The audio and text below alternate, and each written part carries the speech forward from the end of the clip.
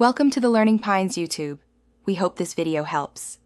You'll begin by confirming two essentials: enough storage and a stable Wi-Fi connection. Once you've plugged into power, open Google Maps and search the city, neighborhood, or route you need. Tap the place card or menu, then select Download from the options. Make sure you specify the coverage box to include all streets you'll use.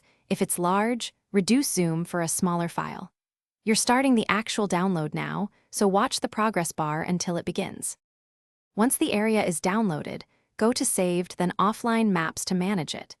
You can rename regions for quick access, update them when new data is available, or delete ones you no longer need.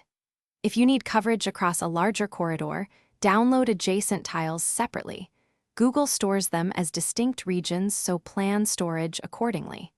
Make sure Auto Update is enabled on Wi-Fi to keep data fresh, and manually refresh any high-priority zones before long trips to avoid stale directions. Now use the maps. When you lose data, Google Maps switches to offline tiles automatically and GPS still pins your location, so turn on location permission. Keep in mind why. Offline is great for driving and basic routing but won't show live traffic, alternate transit schedules, or street view. If maps don't load, make sure the region hasn't expired, clear the app cache, and verify storage. If problems persist, delete and re-download the specific area while on strong Wi-Fi. Thanks for watching. Consider subscribing if we helped you.